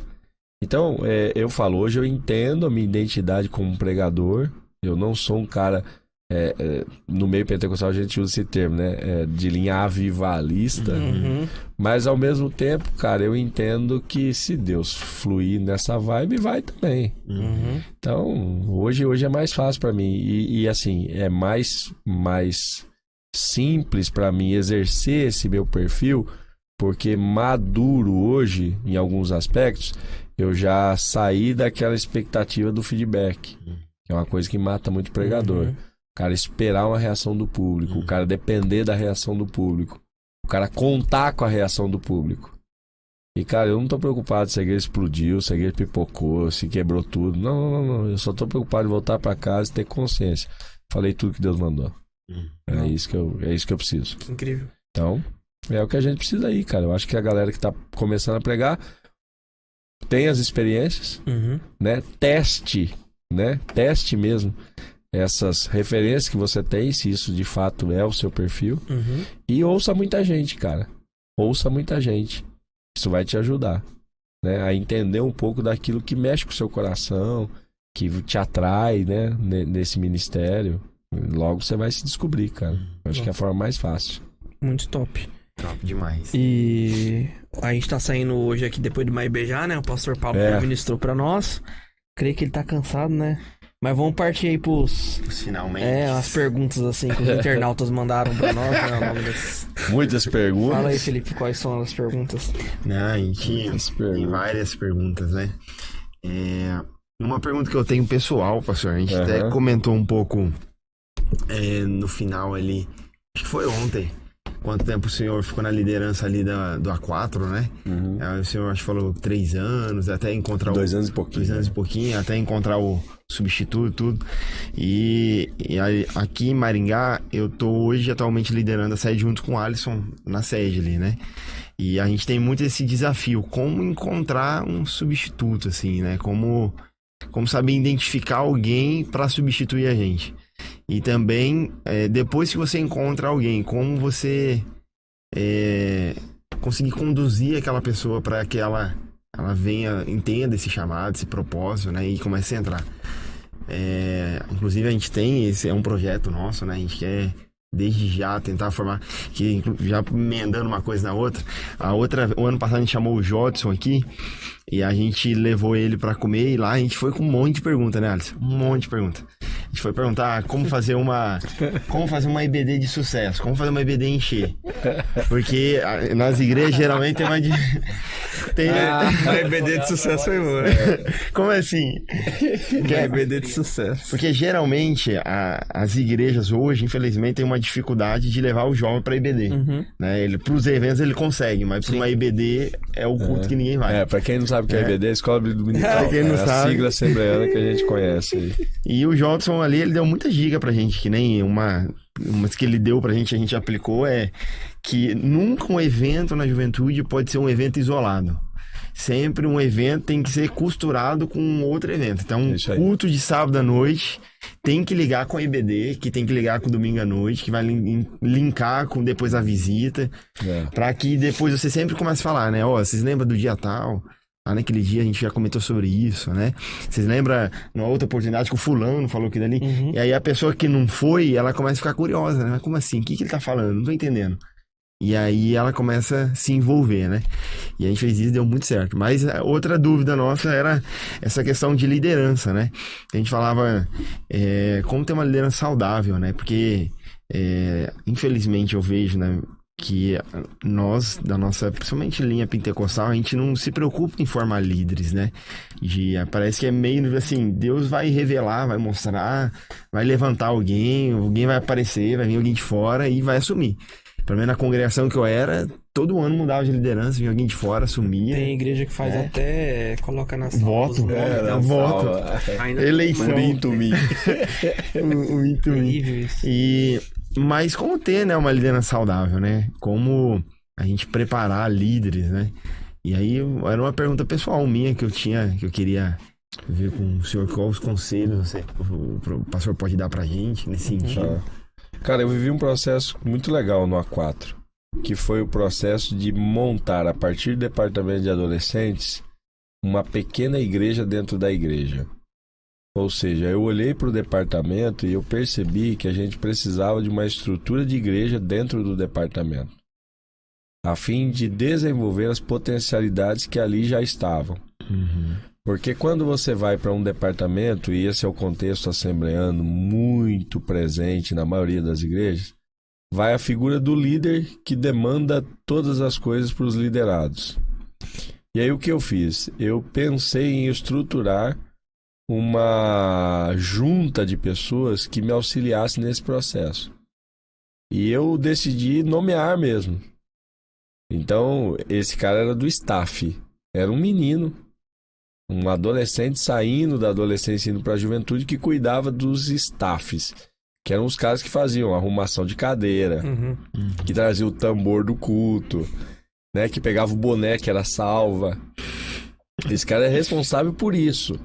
Então eu trouxe ele para perto e eu disse para ele o seguinte: cara, eu te vejo como obreiro.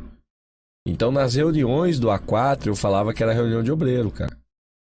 Então eu tinha o cara da tesouraria, eu tinha o cara que era o staff, eu tinha o cara que era da parte de mídia, eu tinha o cara que era do louvor. Então eu fui criando departamentos dentro do departamento e nomeando os responsáveis por eles. E aí eu incentivava que cada um deles tivesse sua equipe. Ou seja, eu liderava adolescentes que sentiam-se líderes de algumas áreas e lideravam outros adolescentes. Até porque eu tinha dificuldade de ter contato com os adolescentes na mesma proporção que esses caras tinham.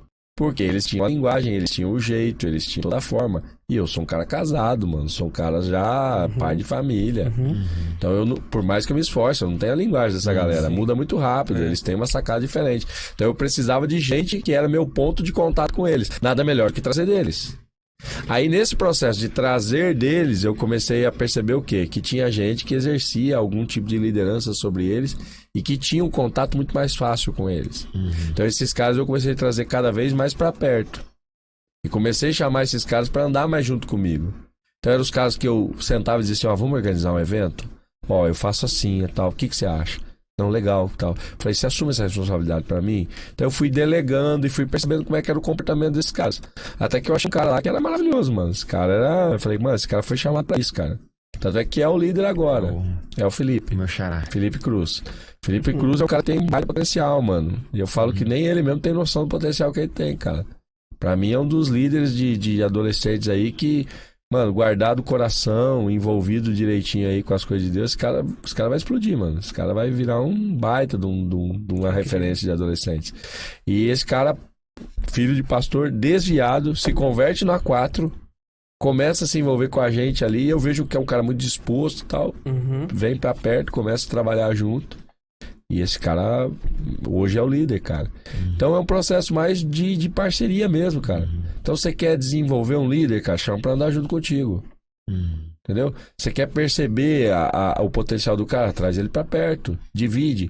Por exemplo, nas reuniões que eu tinha, pensa, tinha moleque de 17, 18, tinha menino de 16 anos que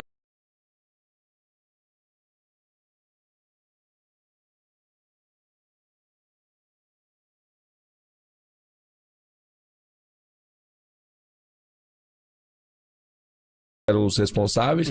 Imagina, a nossa reunião, eu usava a sala de reunião da igreja, cara. Os moleques chegaram de boné, bermudão, papapá, juntava tudo, senta aí, galera, beleza? Tá tudo aí? Vamos orar, pá, eu vou começar a nossa reunião. Mano, eu criava a pauta no computador, slide e tal. Então, por exemplo, quando eu fui fazer a primeira conferência, assim, monstro mesmo, a conferência que bombou, Eli Soares, telão de LED, pau quebrando, mano. Rodrigo Moser, Banda Gedor, aquele Prudente, pô, o Thiago de Assis, falei, mano, vai quebrar tudo, cara. Com inscrição, tal. Pô, eu abri os custos pra esses caras. Pensa, um moleque de 16, 17 anos, você tá na frente vendo o custo que é pra trazer um cara. Eu dividi com essa galera. Ou seja, eu dei a eles essa autonomia, cara, de opinar, de ver custo, de ver o quanto que a gente tinha que investir, de fazer inscrição, de correr atrás. Então, por exemplo, no dia que foi montar pra conferência, cara, era 3 horas da manhã, esses meninos estavam tudo dentro da igreja comigo, cara. Vendo os caras montar telão de LED, arrumando, mudando. Cara, como é que vai ser o nosso púlpito? Mexe aqui, mexe lá. Esses meninos estavam lá. Então, se você quer fazer líder, cara, traz eles pra trabalhar junto com você.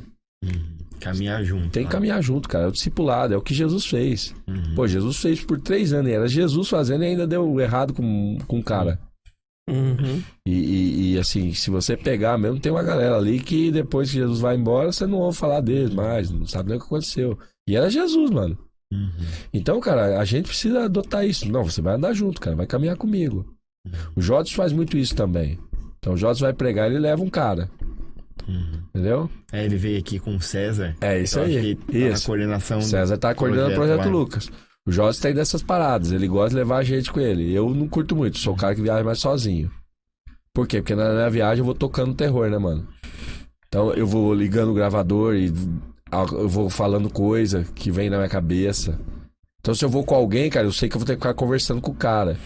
E eu vou torando o som, ouvindo minhas coisas, de repente vem um negócio. Às vezes eu paro o carro e começo a Então eu gosto de viajar sozinho, Então, aí, ou com a minha esposa. Aí eu curto que ela vai comigo.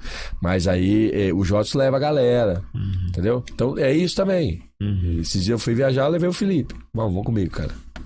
E nessa a gente vai trocando ideia, cara, como é que você tá fazendo? Até hoje, cara, eu sento com o Felipe, até hoje eu troco ideia com o Alex, que é o pastor de jovens. Eu, Jotes, a gente não é mais líder, mas a gente é totalmente conectado ao departamento. E como ajuda. Senta com os caras, mano, o que vocês estão fazendo? Então, ó, eu saí do departamento e bati com eles, cara. Sentei, Felipe, tem que fazer, cara, tem que fazer. Felipe, até que o Felipe entendeu e tá fazendo, faz de pequeno grupo. Então nós temos um cuidado pós-culto com adolescentes hoje, que é o pequeno grupo. Reúne meninos de um lado, meninas no outro. Jovens, tem jovens casados, jovens solteiros. Cuidando desses caras do pequeno grupo. Pra não ser só o culto, o ambiente do cuidado, da integração. Os caras têm um pós isso também. Então, cara, até hoje é parceria, é trocando ideia, é enviando vídeo. Cara, você viu esse cara aqui, ó? Segue esse cara aqui. Esse tempo atrás eu mandei pra ele, ó, cara, esse cara aqui, você tem que ouvir esse cara aqui, Marcos Madaleno. Você tem que ouvir esse cara. Esse cara é líder de jovens da igreja da cidade. Vai lá, ouve esse cara. Mano, legal, curti, cara. Pô, o cara tem ideia bacana, entendeu? Então é muito parceria, cara. Assim que você constrói líder. Então, se você não estiver disposto a fazer isso, se você for o líder que assume a demanda e só libera pro liderado, você vai criar uma geração confortável, cara. E também muito pessoal, né? O Jota falou muito disso personalista, com a gente, né? Que acaba aquela liderança e há um rompimento muito grande, né? Agora você prepara... o cuidado que teve na nossa igreja, né? Porque, querendo ou não, você acaba na igreja virando uma certa referência. Então o Jota é o cara que prega, o Pablo é o cara que prega. Então esses dois caras estão trabalhando com 2 departamentos da igreja. Se esses caras saírem... O que vai acontecer, né? Entendeu? Mas é aquilo, cara. A gente viveu na pele e a facilidade de sair de um departamento tá tudo certo. E ele foi foi resolvido. E esse é o natural, né? Pô, esse tem que ser, o mano. natural, né? Melhorou. Uhum. Melhorou. O trabalho é melhor sem nós, cara. Nós tava já atrapalhando o processo já. Não, e a gente fala muito disso, de se por acaso chegar um dia no culto de jovem, tanto eu como o Alisson não estiver lá, o culto tem que conseguir fluir naturalmente. Né? É a mesma coisa do pastor. Se acontecer, o pastor bateu o carro aí não conseguiu chegar na igreja, não vai ter culto naquele dia? E outra, é uma coisa que eu né? falo, por exemplo, você é o líder de adolescentes. Então, por exemplo, tudo que vai acontecer no culto de adolescentes, porque é uma galera inexperiente, tem que passar por você. Dá uma filtrada também. Né? Tudo, cara. Tudo. Por exemplo, cansei de fazer isso, por exemplo, com o Felipe, que é o líder. A minha experiência com o Felipe é mais perto. Então o Felipe ia pregar, eu falava, manda sua mensagem aqui. Me dá sua mensagem aí. Então ele mandava, ele falava, cara, eu tô querendo falar sobre relacionamento, cara, o que você me sugere? Peraí, vou te mandar aqui 2 textos, vou te mandar aqui um pensamento que eu tenho sobre isso. Ou às vezes ele mandava o texto, cara, eu li esse texto aqui, eu acho que esse texto fala sobre alguma coisa, cara. Aí ele me mandava umas coisas que ele escreveu, cara, não tem nada a ver isso aí, Felipe. Prega esse negócio não, que você vai dar uma desgraça aí. Não tem nada a ver, vamos mudar tudo isso aí. Aí a gente mudava, cara. Vai por esse caminho aqui. Não, mano, mas ficou difícil pra caramba, mano. Não, vai por esse caminho, mano. Então, até nisso, cara. Eu queria ver a mensagem do cara. É lapidando mesmo. É isso aí. Então, por exemplo, programação. O nosso culto lá, cara, não tinha esse negócio de na hora. A paz do Senhor, irmãos. Vai cantar um louvor? Tá preparada? Não tem isso não. O culto é organizado. E todo mundo que vai participar do culto recebeu a programação dele. Culto começa a tal hora. Vai começar a tal hora. Tal momento já entra o cara que canta. Eu não preciso chamar esse cara. Por quê? Porque eu vou gerando esse compromisso e essa autonomia. O cara tá inserido na programação? Tá. Então, por exemplo, terminei de orar, o Ministério do Louvor já entra moendo. Por quê? Porque o cara do louvor sabe que é a hora dele. Então não precisa falar assim, depois da oração, o Ministério do Louvor vai cantar. Tá preparado? Não. Aí você vai gerando esse nível de autonomia e compromisso. Ou seja, os caras começam a fluir e começam a perceber que eles têm responsabilidade e conseguem dar conta dela. Aí você vai autonomizando o cara. Então, tipo assim, terminava o Ministério do Louvor cantar, estava chegando no final, o pessoal já dava uma recuada, já entrava o cara que ia ministrar a palavra de oração e oferta, mano.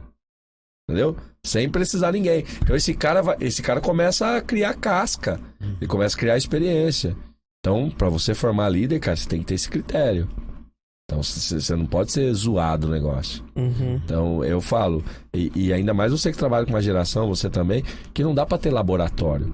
Tem muito cara que diz assim, não, eu cuido de jovem, dá pra testar. Cara, vai testar lá com o Satanás, cara. Aqui não. Aqui é pra Deus, aqui é séria a parada. Então tem cara que pega qualquer um pra pregar. Não, cara. Ninguém vai pregar se eu não tiver ouvido esse cara. Se eu não trocar ideia com esse cara. É procedência, né? É isso aí. Não, mas pastor, então não vai pregar um menino? Não, vai. Depois que eu falar com ele, depois que eu trocar ideia, o que você vai falar? Entendeu? Eu não faço experiência às cegas. Se eu tiver que fazer uma experiência, é pensado. Por quê, cara? Porque esse culto, se ele for mal feito, eu perco uma galera. Aí pra tentar potencializar um cara, eu perco um povo. Não dá. Você entendeu? Não dá. Entendi. Então você lidera, adolescente, lidera. O culto tem que ser bem feito, tem que ser perfeito. Tem que ser top, tem que ser um negócio muito legal. Então o melhor louvor que você puder tem que estar lá, entendeu? Melhor ministração tem que estar lá. E aí você vai inserindo esses caras nesse contexto seu de excelência. Aí você fala, pô, então eu preciso de um laboratório à parte. Precisa. Então na escola dominical, aí é um laboratório à parte. Na visita. É isso aí, na visita. Aí você chama um cara no grupo pequeno, você fala assim, ó, você vai ter 5 minutos, cara, e eu quero que você fale sobre esse texto aqui. Beleza? Se tiver uma dúvida, me manda. Aí o cara vai bem, mano, o cara fala bem. Você chama o cara e fala, mano, você foi bem pra caramba, hein? Pô, você falou top. O cara vai mal, você chama o cara. Mano, parabéns e tal, mas ó, vamos melhorar aqui. Na próxima você não fala isso aqui não, que deu ruim, cara. Então você dá feedback. Aí você vai construindo o cara.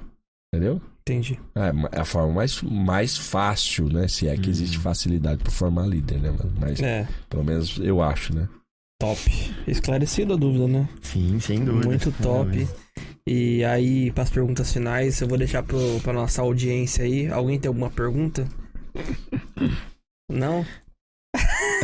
A audiência tá com o fome, pessoal cara. tá com Fome muita cansada. fome, né? É isso aí, Felipe. É isso aí, foi uma benção ter o Pastor Pablo aqui mais uma vez com a gente, né?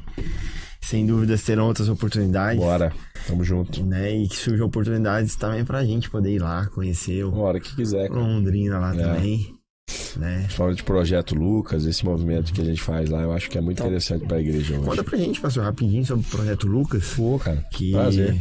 é um projeto aí, eu pelo menos conheço ele já mais ou menos, né? Mas tem gente que às vezes nunca ouviu aqui. Sim, E o Projeto aí? Lucas assim, pra nós é um presente de Deus, né, cara? É um projeto de evangelismo através de ação social. A gente entendeu que o nosso movimento de igreja, ele beirava o extrativismo. Ou seja, quando você traz uma igreja no contexto que nós temos para dentro de uma comunidade, de alguma forma, para ela se sustentar, você retira algo da comunidade. É o dízimo, a oferta. E muitas vezes o templo, ele deixa de servir a comunidade e serve apenas a membresia. Então é meio que um parasitismo dentro da comunidade. Você usa só o recurso que a comunidade te traz E não leva nada. para manter o templo, né, e servir os membros no tempo de culto, em algum outro evento qualquer. E aí Deus veio falando muito forte ao nosso coração sobre responder essa demanda social que existe perto da gente. E a gente entende que essa não é uma resposta de ONG, é uma resposta de igreja. Então uma das coisas que marca a gente no início do Projeto Lucas é justamente isso. A gente entendeu que era igreja. E porque é igreja, a gente não segmentou o trabalho. Então, o nosso trabalho desde o início, ele atende desde a criança até o velho. Ele não dá para segmentar, porque é igreja. Então, a igreja atende a família. Então, essa foi uma marca para nós no início. E aí, quando a gente entendeu isso, a gente falou, cara, não dá para ir para uma comunidade com uma igreja. Porque a gente vai repetir o processo. Vamos para uma comunidade atendendo as demandas que essa comunidade tem. E aí a gente percebe que nessas comunidades vulneráveis, o tráfico impera, criminalidade, né, a prostituição, né, o aliciamento das crianças é feito, cara, em tenra idade e é muito complexo. E aí perto da nossa igreja tinha uma comunidade como essa, cara. Inclusive a gente ficou sabendo que os meninos de 8 anos, algumas meninas na mesma faixa etária, ganhavam celulares do tráfico para levar dentro das mochilas droga, cara, para dentro da escola. Então assim, um processo bem crítico, cara, que estava perto da gente. E aí a gente, debaixo de uma direção de Deus, desceu para essa comunidade. E aí o Senhor abriu portas, cara. A gente tinha uma expectativa de R$800, era o investimento de aluguel que a gente podia fazer.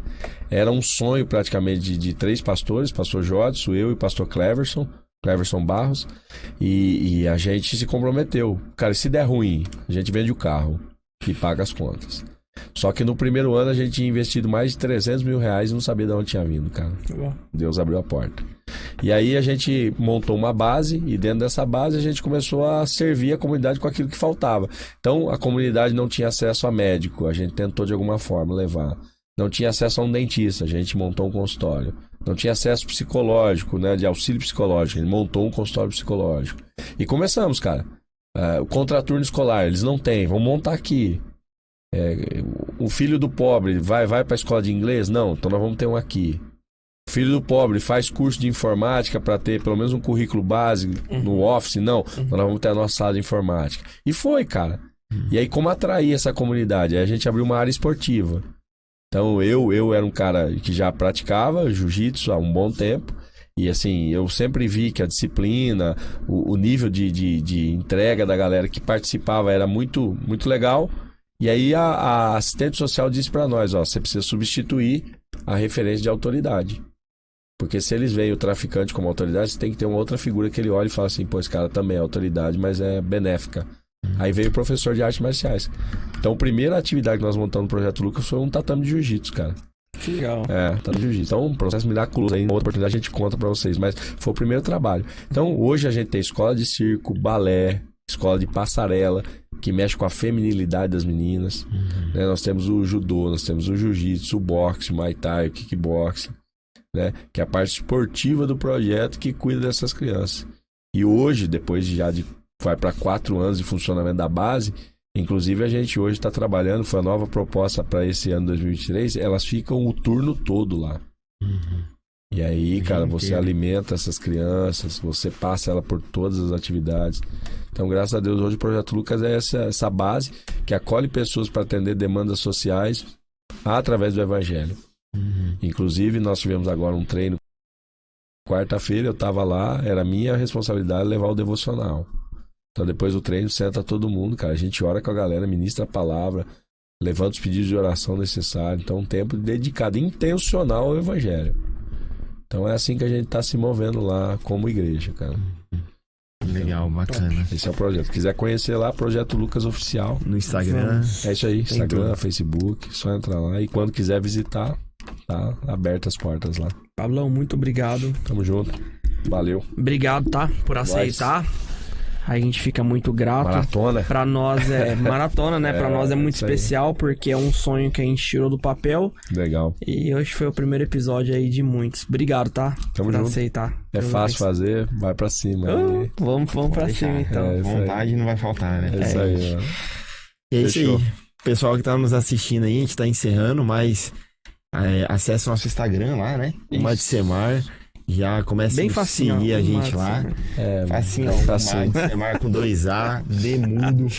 É, bem simples. É bem simplesinho, é. Dá um meio. print na um tela. Então siga a gente lá, curta nossos posts. Lá você vai conhecer a nossa Juventude de Maringá.